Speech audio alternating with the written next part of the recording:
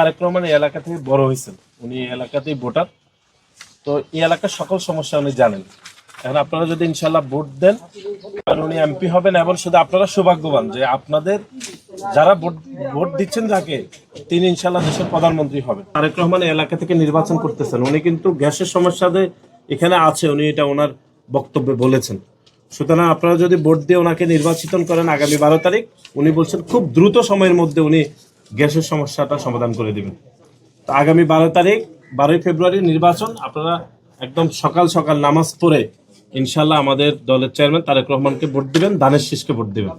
এবং আপনারা ভোট দিলে উনি এমপি হবেন, এবং আপনারা সৌভাগ্যবান যে অনেকে তো শুধু এমপি পাবে, আপনারা ইনশাল্লাহ প্রধানমন্ত্রীও পাবেন আপনাদের ভোটে। এর আগেও 91 সালে ওনার আম্মাও এই এলাকা থেকে নির্বাচন করছেন, এবং এই এলাকাতে উনি কিন্তু বড় হয়েছেন ছোটকাল থেকে। এই এলাকার যাবতীয় সমস্যাগুলো উনি জানেন। তো গত 3টি জাতীয় নির্বাচনে তো আমরা নির্বাচন করতে পারিনি, উনিও দেশের বাইরে ওনাকে জোর করে রাখা হয়েছে। এবার ইনশাল্লাহ ভালো সময়ে উনি আপনাদের এলাকা থেকে প্রার্থী হয়েছেন ওনার মায়ের মতো। আপনারা যেরকম আগেও ওনাকে ওনার আম্মাকে ভোট দিয়ে এমপি করেছেন, প্রধানমন্ত্রী করেছেন, এবারও ইনশাল্লাহ আপনারা আগামী 12 তারিখ ওনাকে ভোট দিবেন, এবং আপনাদের ভোটের মাধ্যমে উনি ইনশাল্লাহ এমপি হবেন এবং প্রধানমন্ত্রী। দোয়া করেন, দোয়া করবেন। আপনাদের গ্যাসের সমস্যাটা এটা নিয়ে কিন্তু উনি কাজ করবেন। গ্যাসের সমস্যা, তারপরে পানির সমস্যা, এগুলো নিয়ে কাজ করবেন। তারেক রহমানের জন্য দোয়া করেন। ধরেন একটা নেন, আমরা দিলাম 12 তারিখ সকাল সকাল চলে যাবেন। 12 তারিখ সকাল সকাল ভোট কেন্দ্রে যাবেন এবং ধানের শীষে ভোট দেবেন। আপনাদের ভোটের মাধ্যমে তারেক রহমান এমপি হবেন এবং ইনশাল্লাহ প্রধানমন্ত্রী হবেন।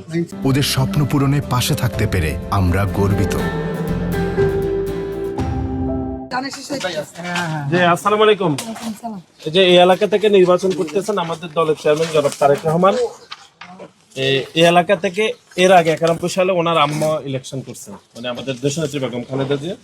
আর আমাদের তারেক রহমান এই এলাকা থেকে বড় হয়েছেন, উনি এই এলাকাতেই ভোটার, তো এই এলাকার সকল সমস্যা উনি জানেন। এখন আপনারা যদি ইনশাল্লাহ ভোট দেন, উনি এমপি হবেন, এবং শুধু আপনারা সৌভাগ্যবান যে আপনাদের যারা ভোট দিচ্ছেন যাকে, তিনি ইনশাল্লাহ দেশের প্রধানমন্ত্রী হবেন।